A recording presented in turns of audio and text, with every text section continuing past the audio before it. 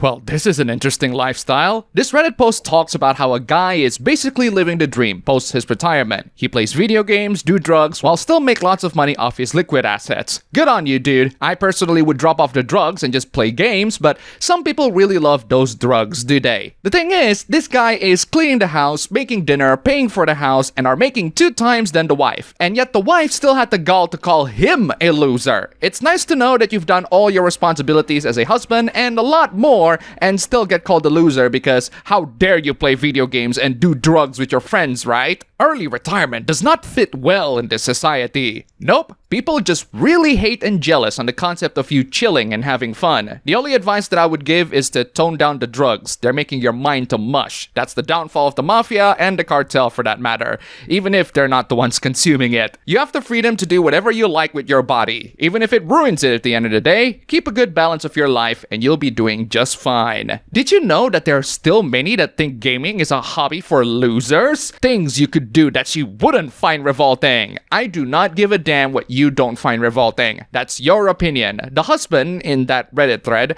makes more money than you and does the responsibilities. How dare he, right? Anything is better than acting like you're 14. Ah yes, because video games are only for 14-year-olds, right? I didn't say he has to give up gaming entirely. Yes, you did. To spend 8 hours or so a day high in gaming is sad and immature. Calling me sad and immature won't stop me from gaming at all. I think the same could be said of any woman dissipating her life on some immature hobby. Now, I wouldn't mind you indulging on your Barbie doll collection as an adult if it's your own money and you're doing it on your own free time while keeping up on your responsibilities. It's all about balance in life. Any hobby is fine if your responsibilities are done too. It's absurd to be a man in your 40s getting stoned and playing video games while your wife works a 9 to 5. The guy's retired and he's making more money than her while doing all of that. If you ask me, he's living the dream. Unlike him, I would never tune out of society. Good for you, but he would. That's his choice. Doing drugs all day and playing video games will never yield a good result. I don't think the original post said anything about him doing it all day. I focus on finding my purpose and building something bigger in my life. Yeah, as someone who used to live in that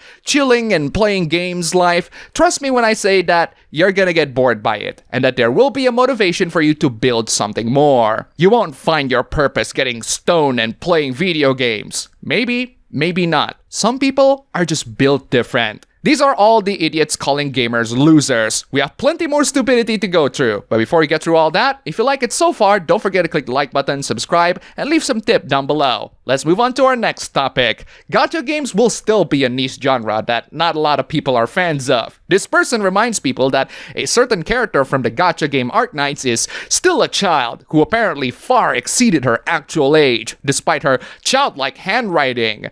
Okay, but she's still a fictional character. She's open to any sorts of treatment from anyone on the internet, including lewd treatments, whether you like it or not. That's just the reality of the situation. It's not gonna get any better from this. I quit Azur Lane because of its lolicon subhuman garbage. That's amazing. Please leave. Goodbye, and don't come back. Most gacha games are going to be like this. When I ask people what gacha I should play that doesn't have this, hold on. That's basically most gacha games. You're asking the impossible with that one. Arknights was specifically recommended to me as the one game that never appeals to predators. None of these games appeal to predators. They find real kids a lot more appealing. If we get skins like this, Arknights will lose its position. The skin they're referring to looks like this. It's the most standard looking skin in any gacha game. Most of the popular gacha games do have those things. What Arknights should have done is to actually catch up.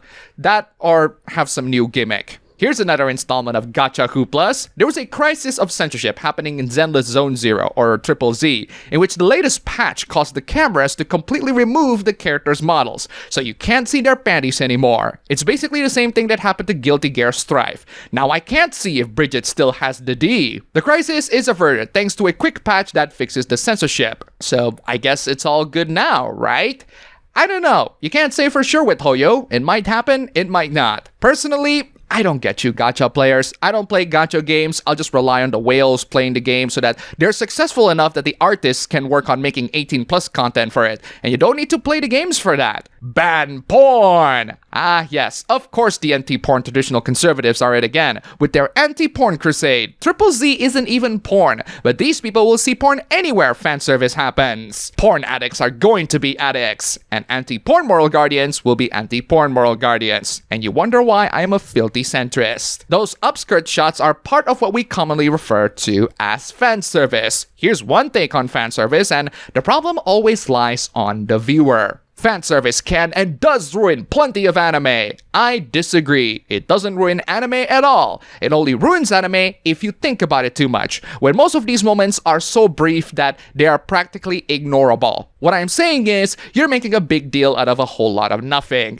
Fire Force is the best example. Actually, that's a terrible example. Again, they are so brief that you can just ignore them entirely, but you're the one who has to laser focus on it. Also, the guys got them too, around chapter 90 in the manga. Granted, it's a bit late for that, but what I'm saying is, equal opportunity fan service is always welcome. I'll never be able to recommend it because every other episode has a girl getting half naked. That's not true at all. This guy is exaggerating the fan service moments way out of proportions. Most of it is just your typical shonen stuff. It's not the best at what it does, but it's good enough if you're into it. Speaking of manga, here's a hoopla with another manga that I read. I caught up with the DanDaDan manga. It's a lot of fun. I really enjoyed it. This artist made this fan art between the main couple. Okarun came in peace, but Momo is peace. Hilarious. Unfortunately, someone didn't appreciate the joke, editing the image of Momo's shirt and saying that she's a minor. So is the guy, Okarun. They are both being sexualized in this case. Not visually, but implicitly. But the girl gets special treatment, right? I really don't understand why the DanDaDan or basically any anime fandom just went on the defensive towards anime characters when they're being sexualized outside of the manga. But it's totally fine when the author subjects the many minors in the manga to traumatic world-ending disasters and catastrophes that involve yokais or aliens. That's for our own entertainment. Also, thank you, Community Notes, for correcting this misinformation. The drawings aren't real, and the characters aren't real, because they are fictional. Do whatever you like to any fictional character you like, even if it makes people uncomfortable, like bombing a school full of children. Drawings aren't real, and characters aren't real, but there can be a certain dilemma for artists. This stuff has become really common in fandom spaces, and it's really annoying. Okay.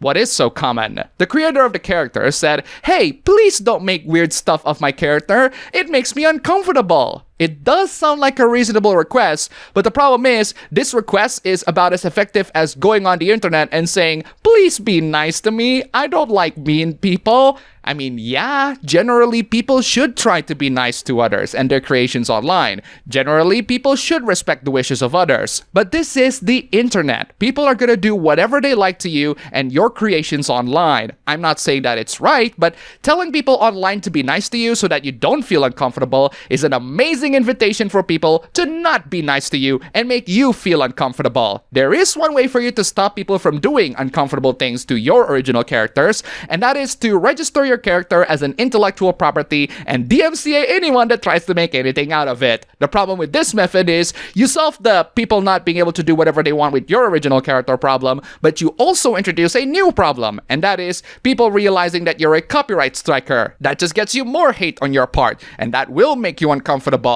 Actually, no, I'm going to disrespect your boundaries and do what I like. You're just being a killjoy. Unfortunately, yes, that's just the reality of the internet. And if you want to be even more of a killjoy, copyright striking people that draw your art is one way for you to go. Personally, I would respect your wishes because I don't see the need to be mean online. I got stuff to do in real life, but not everyone on the internet will give you the same courtesy. When your creations are out on the internet, it's open season for anyone to do whatever they like. See the Sonic fandom, or any fandom for that matter. Moving on from people being mean on the internet, those people have one way to access the internet and social media anywhere they like, and that is using their smartphones. You know what people usually do with hot takes? Incinerate them! Android should abandon buttons. Yeah, screw those intuitive buttons, right? If iPhone users can understand swipe gestures, why can't Android users? Because Android users have more options, and more options are always better. Swipes are just so much more intuitive. That's your subjective philosophical point of view, my dude. Of course it's good to have a choice, but only if that is justified. It is justified to have both, actually. It's old already. Buttons are obsolete. They are not obsolete. there are still many people that use them. We can't make our smartphones be dumb phones. Actually, yes we can. A lot of smartphones can be used in a dumb way, as in a simplistic way, because old people are dumb with technologies. That's fine. There's nothing wrong with accommodating more people to smartphones. Those dumb options are still being used by 70% of users. Good on you people, and this is speaking as a gesture user. My take is to get rid of obsolete options and reach out for new modern solutions. That's a garbage take. Options are always better, especially ones that don't harm anyone. It sucks when there are fewer and less options to do things, including payment methods. International credit cards really hate Japan, do they? We talked about how MasterCard and Visa pulled away from Japanese businesses. They don't want to facilitate manga, doujins, visual novels, basically anything anime related. A couple weeks ago, they also pulled out from Boys Love doujins. So they're not only screwing straight women that love boys loving each other, but they're also screwing the gays that love boys loving each other. Progressive, right? Now, I'm convinced that they have a vendetta against anime fans. The anime fans themselves, not just the media that they consume. They are pulling away from an otaku dating site. That's right, they are pulling away from an otaku dating site. Because I guess those people like the wrong kind of media, right? Screw every character from Wotakoi, right? Thankfully, this problem doesn't go unnoticed by Japanese people. And while most international otakus can't buy a lot of Japanese stuff using Visa or MasterCard, Japanese people can still buy them through other payment methods. This is the same story, but the victims are different. And it's getting crazier and crazier as time goes on. And finally, let's talk about women. The ugly ones, apparently. Naughty Dog announced a new game called Intergalactic, which features a bald woman, and plenty of people online are not fans of how she looked. I really don't give a damn, honestly. What I do give a damn about is that Naughty Dog advertised this game by citing loads of other games that they should have been making. But they make this instead. Women have been fighting decades to get games to stop portraying them like Stellar Blade. Are they? I don't see women doing that, but I do see activists doing that. The same studio on the left had to fight just to get Ellie shown on the cover of The Last of Us in 2013. Yeah, Sony is in the wrong there. I don't know what Sony was thinking. There are plenty of games featuring female characters on the front cover back then, and they were modest too. I don't see why it would hurt the sales or whatever their excuses were. Sony's in the wrong in that one. I don't know what timeline you're from, but you realize the woman on the right is far less realistic, right? I think you're confusing the word realistic with average. Eve's model is literally based on a real-life model. Obviously, she's not representative of how women look on average, but they are realistic. Did you watch TV or go on the internet from 2000 to 2010? Yes, I did. I saw activists fighting for this, not women. And that's all for the video today. Thank you all so much for watching. If you made it to the end, here's a cat. And also huge thanks to all these wonderful sponsors. You are all fantastic. If you want to see your name among these legends, then check out the links below, just $1. And you have supported this channel a lot. Seriously, thank you so much for watching. Don't forget to check out my ABB Show stream channel. Link below, go subscribe, and I'll see you all next time.